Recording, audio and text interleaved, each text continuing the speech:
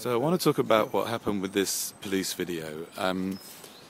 So I put it up yesterday and it's had over 20,000 hits, which is by far way above anything I've had so quickly.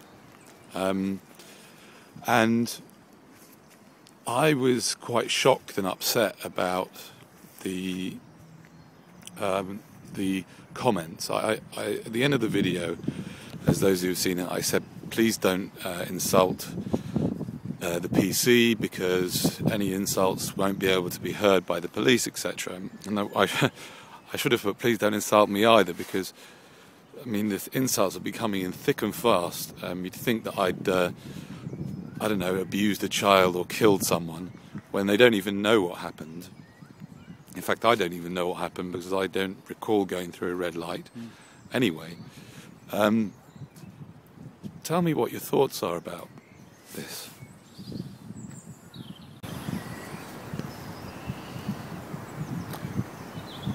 The belief system behind most of the comments that attack you seem to be a belief system that believe in the precautionary principle. Do you know what I mean?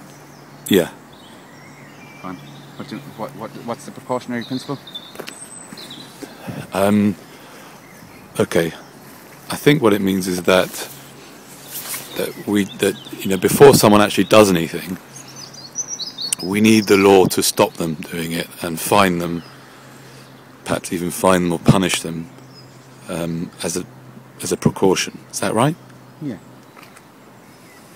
Now, the law, being a Christian thing, the law in its highest aspect would help to raise our consciousness. It would help us to learn that some things we do are wrong, especially when we're young. And that as we grow older and get experience and get a little bit of punishment, you could call it, for doing something really wrong, but you're supposed to learn a lesson. But what the law has become doesn't teach any lesson, except for persecution against those who have the least. The precautionary principle, in terms of your video, most people seem to be saying that if you went through a red light, then you deserve to get the fine, and you should just take it on the cheek and pay the fine and apologise to everyone, because you could have killed someone. You could have killed someone. In principle, as an imaginary concept, you could have killed somebody. And because you could have killed somebody, you should have to pay the fine. Because you didn't just apologise when the policeman came up to you. If you had apologised when the policeman came up to you, then you wouldn't get fined. This is where the idea, that's not perverse, that's actually true. If you're a troublemaker, then you should learn a harder lesson than if you're just an absent-minded person who didn't notice one light. That's where most people are coming from, in compassion. And the insults have been flying, you know, the insults. They're not really coming from compassion, Danny. They're coming from externalising their own consciousness onto what other people should do, rather than owning, I try to live by these principles myself, although actually I fall off the wagon the odd time too. It has probably happened to me that I've gone through a red light without noticing once or twice too, because I do have thoughts that run away with me sometimes. That has happened to all of us. But that compassion isn't in the insults against you.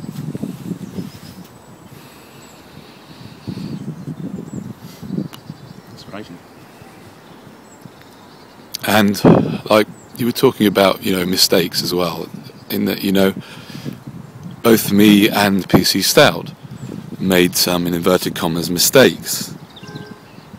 And it's as if we're not allowed to make mistakes, you know, and that you know, that goes to the type of rather vicious comments against him as well, that they are so unforgiving. The comments really show that people, as a general mass, are very polarised these days. The more suspicious people might think that somehow that's manipulated into being by the newspapers and the media. Divide and conquer. The more holy among us are also saying, well, that's something natural coming out of the universe and the end of time and what the Mayan calendar or the ancient sacred sites anywhere on the planet point towards. That a point of polarisation comes. But the comments are very polarised, and I guess that's what's shocking you. Not just polarised, but vicious.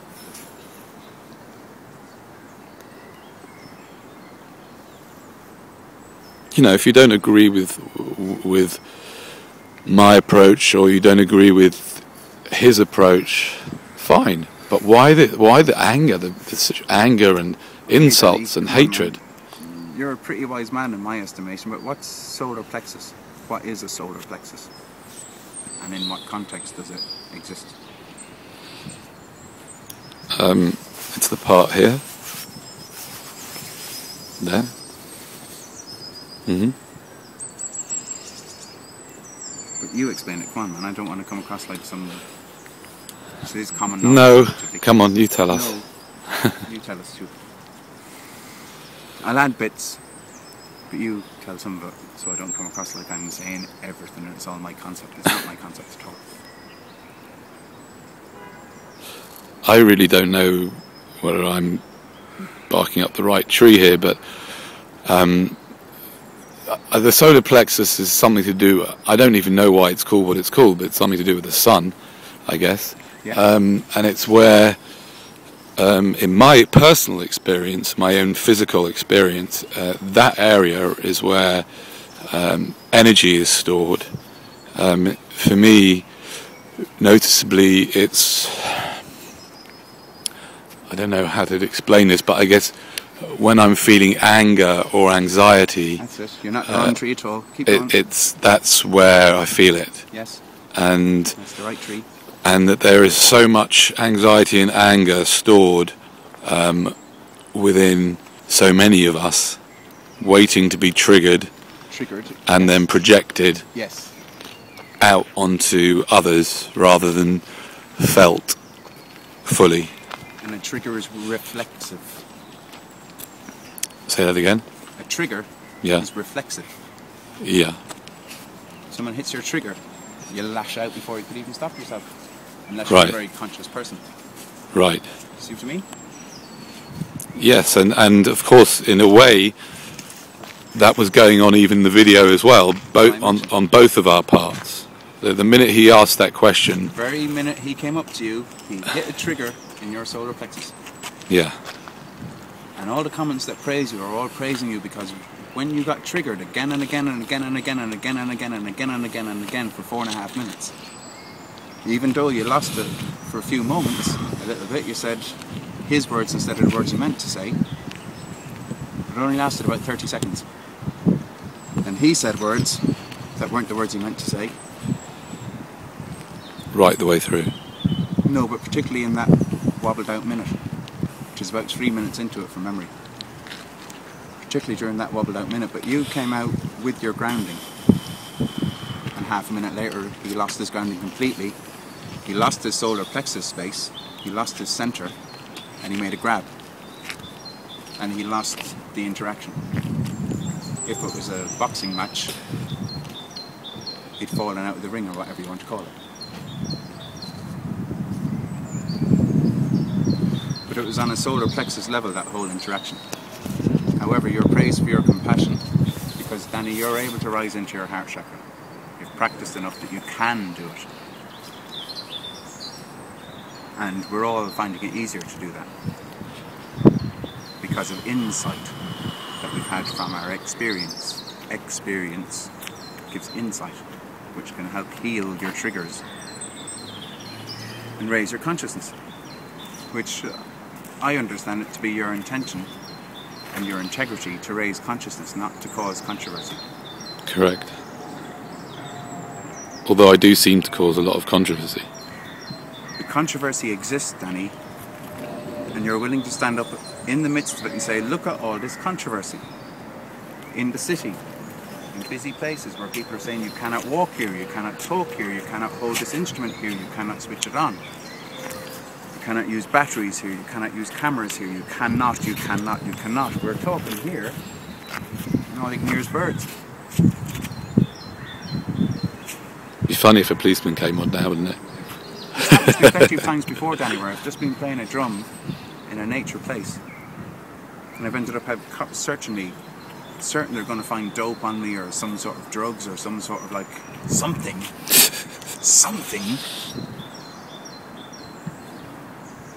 How it happens, it's some sort of magic, isn't it?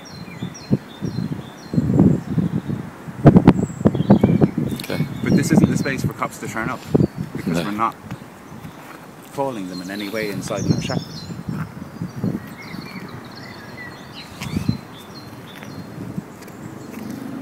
Thank you. Can I tell you one poem while we're out here as well? Yeah. That'll give people context that they won't be so confused by me.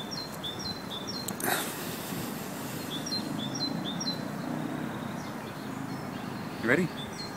No? Tonshales Shin. The tribe of Dan. Uprising. A tribute to the 26th, but written many years ago. The tribe of Dan is one of the 12 tribes of Israel. Asgailge na tuta de danan. Agus du de danan is anam dum.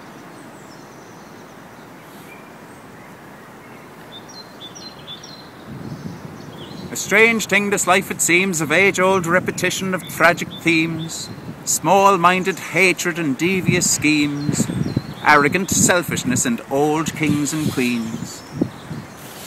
Yet here I am now in this life's time, cutting through metaphors and riddles and rhyme, searching through deception by cosmic design, reconnecting with divine guidance, I hope to align. My purpose is peace and love in life, and end to suffering and struggling and strife. But where to find true love? On edge or point of knife? Know how to enter Tir na Nog through sacrifice. Marshalling an army to stand up for itself, returning to land in the realm of the elf. Pixies, gnomes and leprechauns work, sowing seeds in the gardens, while elves in kitchens are cleaning delf.